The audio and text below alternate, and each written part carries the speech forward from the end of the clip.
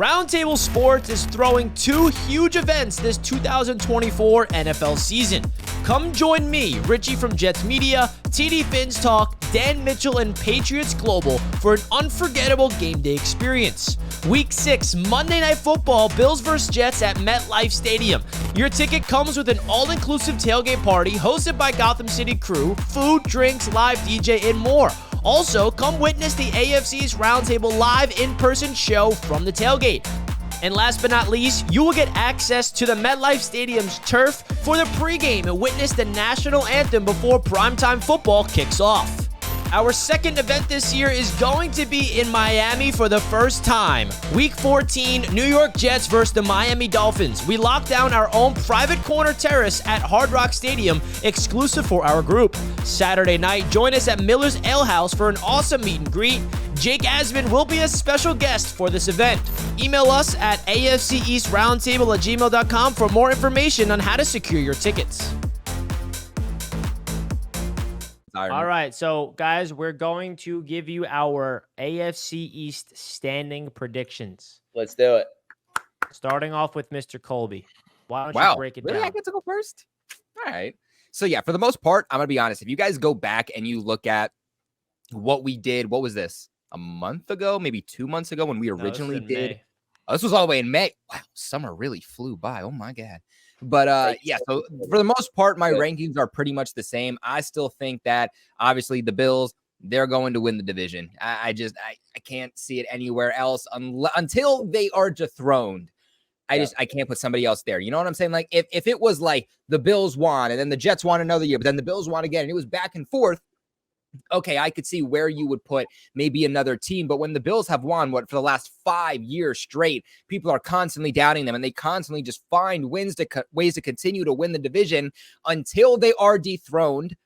I don't care about the hype. I don't care about the offseason. I don't care about what your team could be until you put your words or your mouth where your words are, your words where your mouth is, whatever the saying is. I just cannot take the Bills out of that first spot. I think it's going to be really close, though. I think it's going to be really, really close between the Bills and the Jets. Maybe y'all get up to 11. See, for me personally, the Bills, like they did take a step back. There was a lot of questions. I think the Bills could struggle early on in the season, but I think they're going to get better as the season progresses. I think they're going to start to get hot when it matters. I still think the Bills are going to the playoffs. I still think that the Bills are going to win a playoff game, but I could see them starting off the season slow as they start to figure things out. Kind of the same thing there with the Jets. I know people are pitting them in as like 12, 13 wins, and there's obviously a real case to where they can win more than 10 games. I think it's like I said, it's going to come down to the wire between the Bills and the Jets for who's going to win the division, but the Jets have a lot of things to figure out early on in the season. We haven't consistently seen Aaron Rodgers in the Jets' new system. We haven't actually seen him for a full season. I mean, especially coming back from that season-ending injury. I think there's just a lot new pieces, a lot of things that we need to see from the Jets. I could see where maybe they start off a little bit slow there too.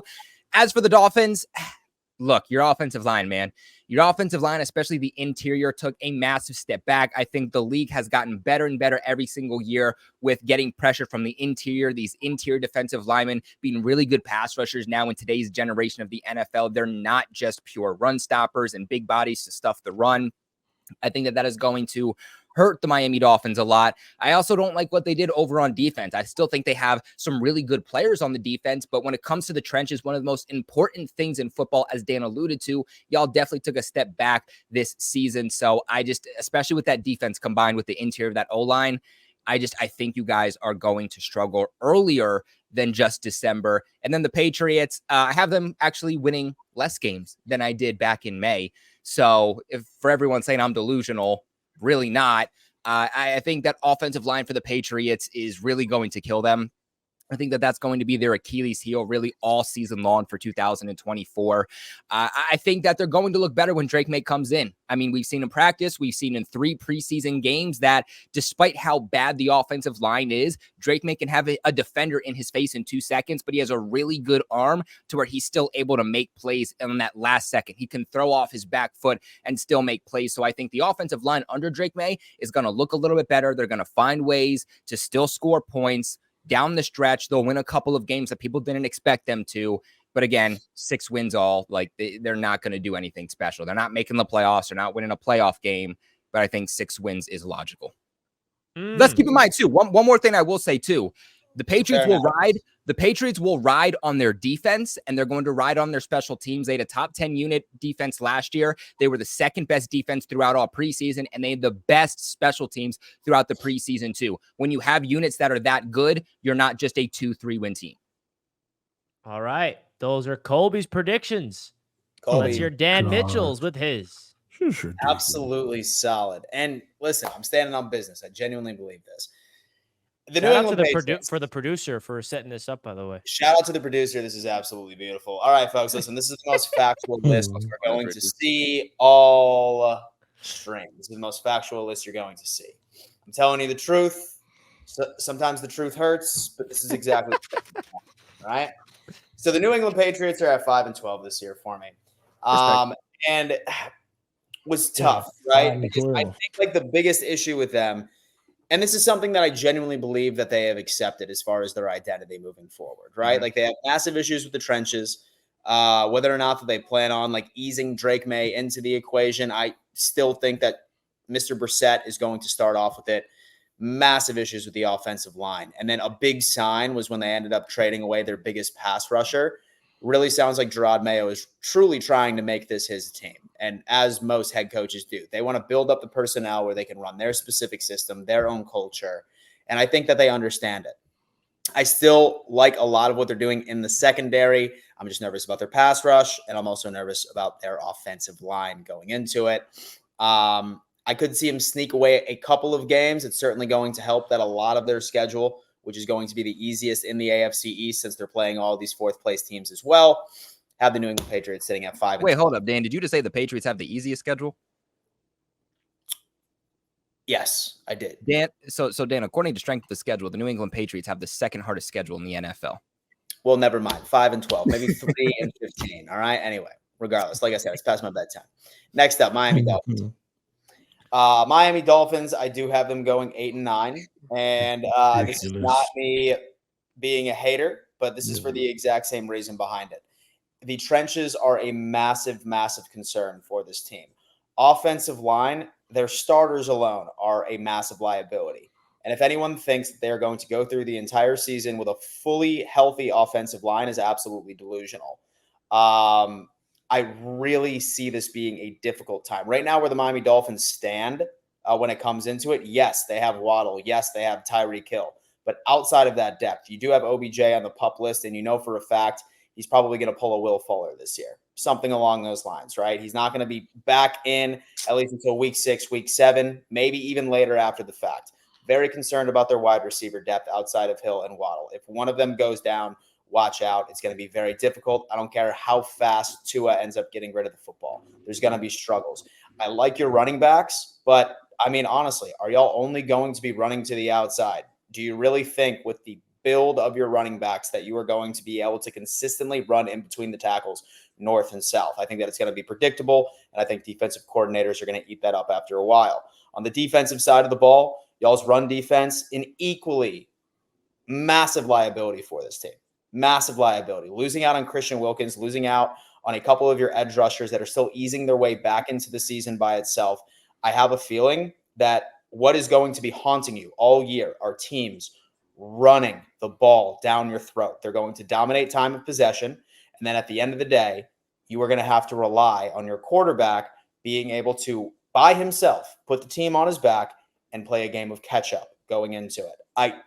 I'm sorry. This is not a crazy take, but nobody here can name a signature game from Tua outside of the 70-point game against perhaps one of the worst teams in NFL history, the Denver Broncos last year.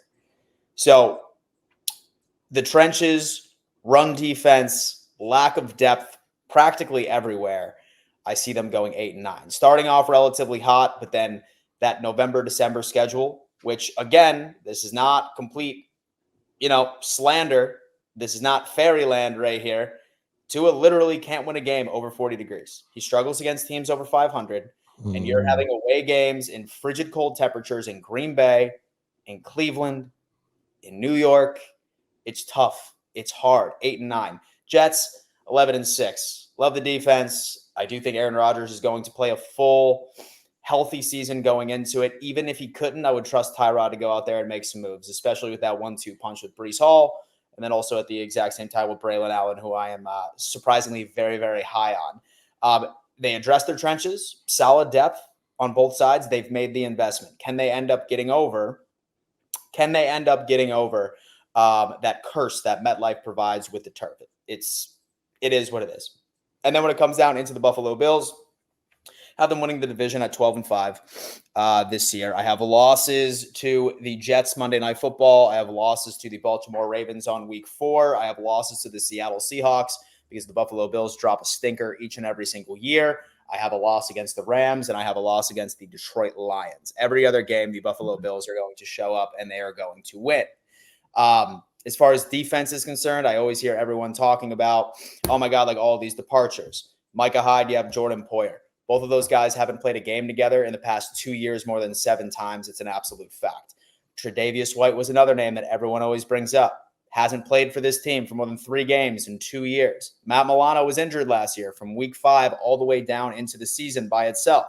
All of the key contributors in which made the Buffalo Bills 3rd in the entire NFL for points allowed are back. They are back. This defensive coaching staff is the least of my concerns. I understand that they're going to go through with it.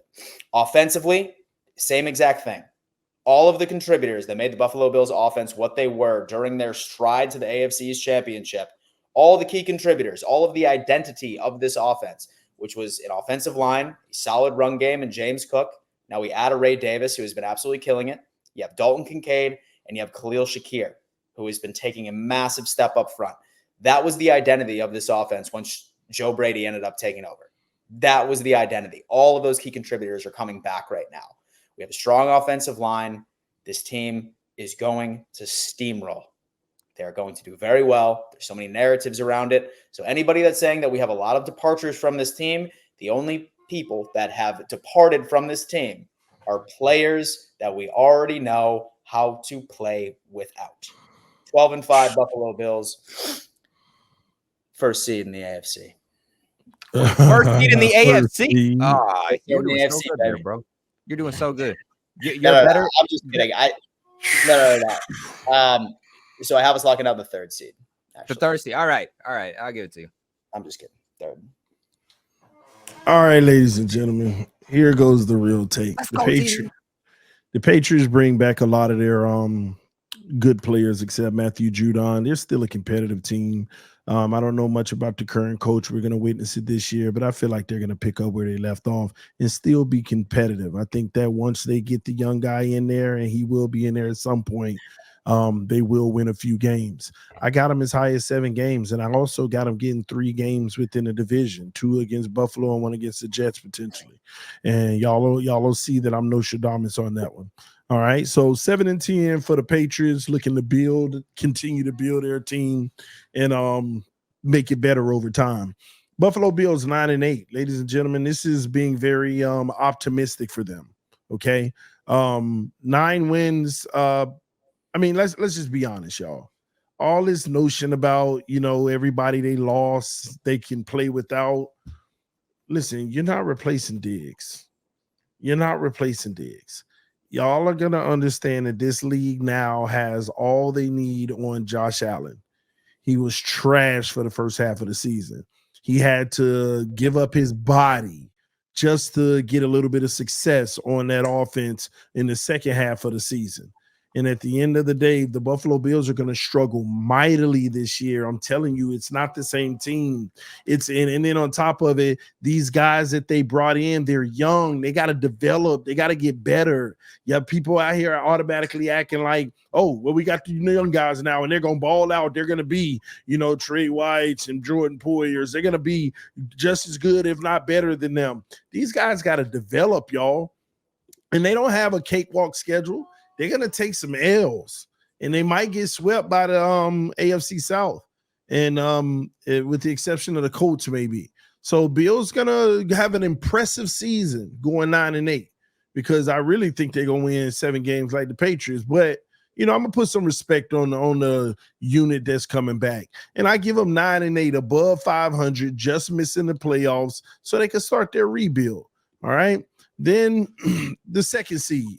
Let's just call it what it is. The Dolphins and the Jets are going to end up 11-6. The only reason we're going to own the tiebreaker is because we're going to sweep them like we always do. It's that simple. Stop pretending like you do that Jets, every year. See, You're Richie, literally lying. See, Richie, you interrupted my time. You No, but interrupted TD, you're lying. You're making time. it seem like you sweep us every year when you don't. Listen, you swept up this past year. Richie, Congrats. I had a dream that we swept y'all 4 years in a row. We only 1 year into it, Richie. Okay. Yeah. All right. Nice. So listen, y'all. The Jets, they're gonna be better. They're gonna be better. The defense is gonna continue to get better. I think this year the defense feels a little more motivated because they won't be punting all the time and living on the field forever. That defense gonna be electric this year, y'all. So congratulations, Jets fans. Y'all gonna be led by the defense. But what's gonna hold them back from being the best team in the NFL and showing it? Aaron Rodgers in that offense. They're gonna get off to a rough start. And when I say rough start, they ain't gonna get it together to about week 7 or 8. You know, by week 7, they'll be like 3-3.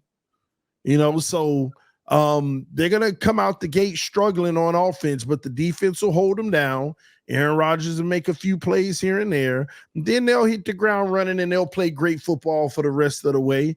But at the end of the day, that rough start is going to serve as a huge blow to why they can't have a home playoff game in the first round, why they're going on the road in the first round and getting bounced in the first round. But congratulations to the Jets fans because you finally make the playoffs after 500,628 years or something like that. It took y'all forever.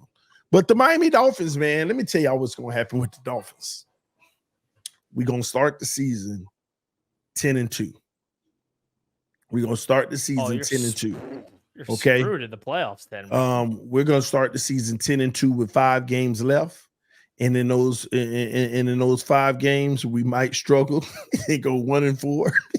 It's gonna be against the Jets. It's gonna be against the Jets. That one game gonna be against the Jets. Okay, and the one before that. Yeah, whatever, Richie, whatever, because you're gonna lose the week before that. But anyway, listen, the Dolphins are going 11-6, y'all. We're going to be very competitive. We're going to win some games, and we're finally going to have a few good, solid wins on our resume. Buffalo week 2, Buffalo week 10, whenever the other one is. You know, December, the first week of December versus the Jets. We're going to beat the 49ers. We're going to have some quality wins on our resume, all right? And we're going to lose some games that we shouldn't lose. You know, we're going to get beat up like the Titans, like we always do. Like, man, how we lose to the Titans? You know, the Seattle or something like that. Like, how? But it's going to be all right because we're going to balance that out with some quality wins. Tua Tagovailoa is about to take a whole new level this year. We talk about the improvisational skills, the ability to escape the pocket and throw off of the run. That's what we're going to be looking for him to do this year. That's what he's been working on, going through progressions, getting to that second and third read quickly and delivering the football accurate as any quarterback. So look for that next level from Tua Tagovailoa and look for Anthony Reaver to have this defense top 10 operating at the right clip. So 11-6. We win the division in the last week. The Jets already going to be 11-5. We're going to be 10. The Jets going to be 11-5 going into the last week. We're going to be 10-6 going into the last week. We win, we win the division, and we gonna win. And they're gonna play their starters because they want home field advantage and they want to win the division. And we're gonna go on the road in 29-degree cold weather and MetLife, and we are going to dominate the Jets and bring out the broom, and we done swept them. And it's that simple. This is what's going to happen in the AFC East. And I think I was fair with everybody's prediction. I wasn't hating on Buffalo. I gave y'all a good win total. The Jets, I showed y'all some respect. You're going to come that close to winning the division. And the Patriots, man, I'm being optimistic. So y'all can't say I'm hating. I was being really fair about what's really going to happen. Nah, you said dominate, bro. That's hey, TD, have you ever thought that maybe you're a jinx so right to the Miami Dolphins? Someone pointed it out that the TD jinx is in full effect. It is. Well, as long as y'all ain't winning Super Bowls, I'm going to keep doing what I'm doing. All right. Now let's see the list that's actually going to come true. Now, the standings I'm about to present to you folks. Yeah, don't be lying to these people. Is about to be exactly what happens this season. Let me see this blasphemy. Respect. Wait. Never mind. You're crazy. Bring down the 12. Bring down the 12. You know, I'm not mad, Richie. I'm not mad at you, bro. I just don't understand how you that high on the Bills. But I ain't mad. No, I am mad at you. You got them on top of us. They swept you like they will. They're not going. Okay, that was the tiebreaker right there. So I ain't argue with you, Rich. Starting off with last place, we got the New England Patriots. 6 wins. They're gonna be in a lot of games. Those 11 losses. They're gonna have some of those games where you leave the game feeling good, even though it's a loss. That's what you want to be in a rebuilding mode. New head coach, new quarterback. Can you be competitive? And those 6 wins, can a couple of those wins come from teams that are better than you guys? Can you sneak up on people? Is Drake May going to show some signs if he plays this season? And we shall see. But I think that the Patriots at 6 wins is fair. Now, getting into the top 3 dogs, okay? I think that this is the season where we have 3 representatives in the playoffs.